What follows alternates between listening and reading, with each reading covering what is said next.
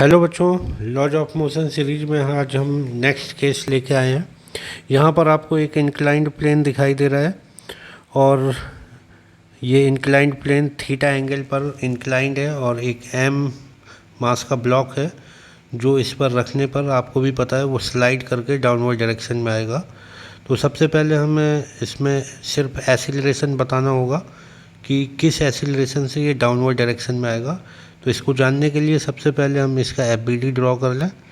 तो एम का मास जो है वेट जो होता है वो हमेशा कहाँ की ओर होगा, डाउनवर्ड।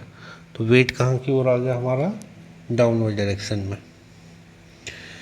तो ये नीचे स्लाइड क्यों करेगा, इसका मतलब है इस वेट का एक कंपोनेंट इसको आगे की तरफ स्लाइड करा रहा है और अगर एक कंपोनेंट हमने यहाँ ले ली तो एक इसका वर्टिकल लेना पड़ेगा।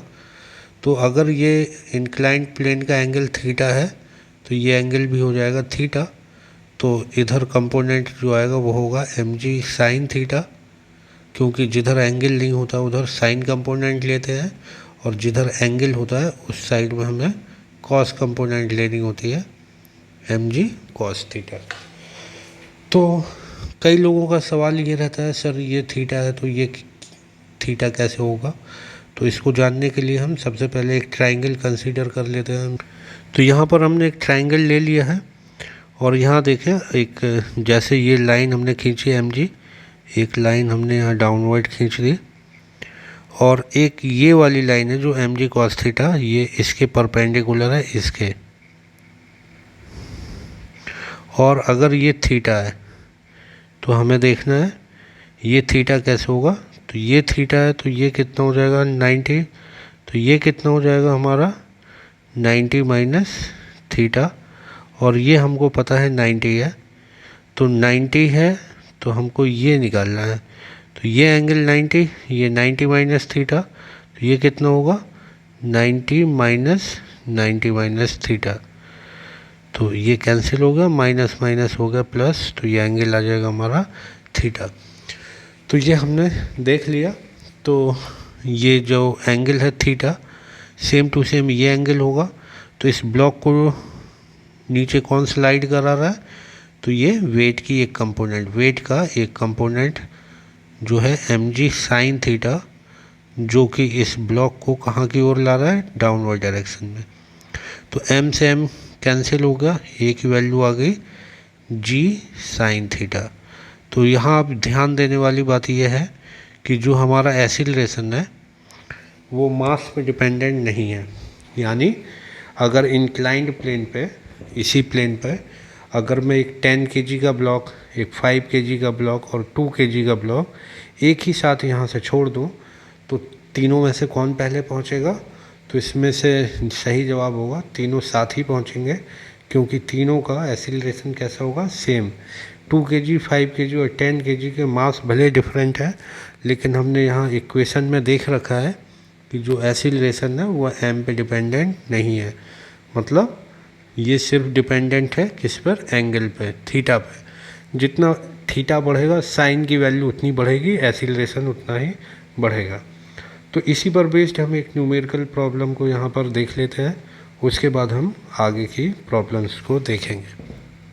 तो सिंपल यहाँ पे सेम प्रॉब्लम है, यहाँ पर सिर्फ हमें एसिलरेशन बताना है। तो एसिलरेशन बताने के लिए सबसे पहले हमको क्या ड्रॉ कर लेना, F B D, M G मतलब 10 जी। इधर की तरफ आपने पिछली बार ही देखा ये कंपोनेंट है थीटा, तो ये आ जाएगा 10 जी कॉस 30 और ये आएगा एम जी साइन 30, मतलब एम कितना हमारा 10, तो ये आएगा 10 जी साइन 30। ये ब्लॉक कहाँ की ओर आएगा, तो डाउनवर्ड डायरेक्शन में। तो इस 10 kg को कौन एसिलरेट कर रहा है, तो 10 जी साइन 30। तो 10 g sine 30 is equal to m a, यानी ये फोर्स इस मास को क्या कर रहा है, एसिलरेट। एम कितना है 10 ए। तो जैसा हमने अभी सीखा था कि ब्लॉक मास पे डिपेंडेंट नहीं होते हैं, एसिलरेशन यहाँ पर इंक्लाइंड प्लेन में, तो मास दोनों हमारे साइड के कैंसिल हो गए। तो देखें ए इक्वल टू कितना आ गया हमारे पास, जी साइन 30 जी की वैल्यू हमको पुट कर देंगे, sin 30 होता है हाफ, तो ए की वैल्यू आ जाएगी 5 मीटर पर सेकेंड स्क्वायर। तो ये हमारा आंसर हो गया। तो इंक्लाइंड प्लेन पे स्लाइड के मैं 2 एग्जाम्पल और लेता हूँ आगे, और उसको हम सॉल्व करते हैं, देखें कैसे सॉल्व करें। तो यहाँ पर हमने ये एग्जाम्पल ले लिया है। तो क्वेश्चन में हमसे पूछा गया कि ब्लॉक के एक्सीलरेशन क्या होंगे और स्ट्रिंग में टेंशन क्या होगी। तो सबसे पहले हम इनके एफ बना लें। तो एफ बनाएं तो देखें इसका एक कंपोनेंट आगे की तरफ होगा 1g sin 30 और टेंशन T और इस वेट का एक कंपोनेंट डाउनवर्ड होगा, जैसे 1 kg का था, कितना होगा 3g sin 30। और कंपोनेंट हमें दिखाने की ज़रूरत नहीं है, क्योंकि हमने पहले ही क्या रखा है कि जिधर की तरफ एक्सीलरेशन होता है तो हमसे वही चीज़ें पूछी गई हैं, तो हमको सिर्फ वही कंपोनेंट लेते हैं जिधर एक्सीलरेशन हो रहा है या जहाँ का हमको डेटा पूछा गया है। तो हम देखें ये दोनों ब्लॉक नीचे की तरफ स्लाइड हो रहे हैं, तो इनके एक्सीलरेशन क्या होंगे। तो सबसे पहले इनकी हम इक्वेशन यहाँ पर बना लेते हैं। तो इक्वेशन आप स्क्रीन पॉज करके सबसे पहले कोशिश कीजिए और फिर यहाँ आंसर मिला लीजिएगा। तो सबसे पहले 1 kg पे देखें कौन कौन से फोर्स हैं। तो डाउनवर्ड तो बड़ा फोर्स माइनस स्मॉलर फोर्स, तो 1g sin 30 minus opposing force is equal to m into a. ये तो हो गया 1 kg के लिए। 3 kg के लिए क्या इक्वेशन होगी। तो यहाँ देखा 3g sin 30 और t ये दोनों ही डाउनवर्ड डायरेक्शन में है, जो 3 kg को नीचे की तरफ एक्सीलरेट करा रहे हैं। तो यहाँ लिखे 3g sin 30 प्लस t। जैसा कि हमने पहले ही कहा था, टेंशन एक इंटरनल फोर्स है। एक इक्वेशन में अगर निगेटिव टेंशन है तो नेक्स्ट में वो पॉजिटिव हो जाएगी, इक्वल टू m इंटू ए। यहाँ से हम इनको ऐड कर दें तो t कैंसिल हो गया। 1g sin 30 plus 3g sin 30 ये हो जाएगा हमारा 4g sin 30 is equal to 3 + 1 4a। जैसा मैंने पहले ही कहा था कि यहाँ पर जो मास पे डिपेंड नहीं होता है, तो मास हमारे क्या हो गए कैंसिल आउट। तो ए की वैल्यू आ गई हमारे पास, ये g sin 30 is equal to a. तो g की वैल्यू और sin 30 की वैल्यू हाफ, तो a की वैल्यू आ गई हमारे पास 5 मीटर पर सेकेंड स्क्वायर। अब जैसे ही a आया उसकी वैल्यू उठा के हम इधर पुट कर सकते हैं। तो 1g की वैल्यू पुट कर दी हमने, sin 30 1g sin 30 की वैल्यू पुट कर दी, minus t is equal to m, a की वैल्यू हम ले आए हैं 5। तो देखें 2 5 या 10, तो 5 minus t is equal to 5, तो t is equal to 5 minus 5 is equal to 0। तो एक्सीलरेशन आया हमारा 5 और टेंशन आ गई 0। अब सवाल यहाँ ये उठा कि टेंशन 0 क्यों है। तो जैसा कि इसमें है कि दोनों ब्लॉक सेम एक्सीलरेशन से अगर स्लाइड करेंगे तो उनके बीच में कोई भी रिलेटिव मोशन नहीं हो रहा है, कोई भी रिलेटिव एक्सीलरेशन नहीं हो रहा है। तो जब उनके बीच में रिलेटिव एक्सीलरेशन या मोशन नहीं होगा तो रस्सी में खिंचाव नहीं होगा। ये ठीक वैसे ही है जैसे आप कोई वज़न सिर पे रख के कहीं से कूद जाते हैं, तो जब तक आप हवा में हैं तब तक आपको उसका वेट कितना महसूस होगा 0। क्यों? क्योंकि जिस एक्सीलरेशन से आप डाउनवर्ड डायरेक्शन में गिर रहे हैं वो ऑब्जेक्ट भी सेम एक्सीलरेशन से गिर रहा है, जिससे आपको उसकी वेट की फीलिंग कितनी आ रही है 0। सेम टू सेम यहाँ दोनों ब्लॉक के एक्सीलरेशन सेम है, इस वजह से स्ट्रिंग का टेंशन कितना आ रहा है 0। ऐसे ही मिलता जुलता एक और हमारे पास केस है, वो नेक्स्ट हम देख रहे हैं अगला एग्जाम्पल। तो बच्चों अगला एग्जाम्पल यहाँ पर हमसे पूछा गया है कि इन दोनों ब्लॉक के एक्सीलरेशन बताना है और उनके बीच में कितना रिएक्शन लग रहा है। रिएक्शन मतलब ये इसने कितना एक्शन लगाया और इसने कितना इस पर रिएक्शन लगाया, तो ये चीज़ें हमको निकालनी है। तो सबसे पहले समय का इंतज़ार न करें, हम इनका FBD ड्रॉ कर लें। तो सबसे पहले mg sin 30, mg 2g sin 30, और ये वाला जो ब्लॉक है ये इसका नाम दे देता हूँ ए पर क्या लगाएगा, एक एक्शन n। तो ये जो इसका नाम दे देता हूँ बी ए पर क्या लगाएगा, एक रिएक्शन, कितना, वो भी रहेगा n।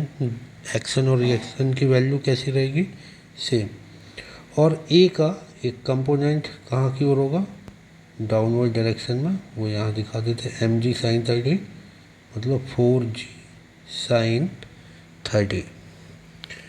अब ये हमने FBD बना लिया है, तो अब हम इनकी इक्वेशन सबसे पहले लिखें। अगर नहीं समझ में आया तो वीडियो पॉज करके रिवाइज करके आप रिवाइंड करके देख सकते हैं दोबारा से। बी का कंपोनेंट यहाँ है और ए का वेट का कंपोनेंट ये है, ठीक है। ए ने बी पे एक्शन लगाया तो बी ने ए पे एक्शन लगा दिया, इतना किया हमने।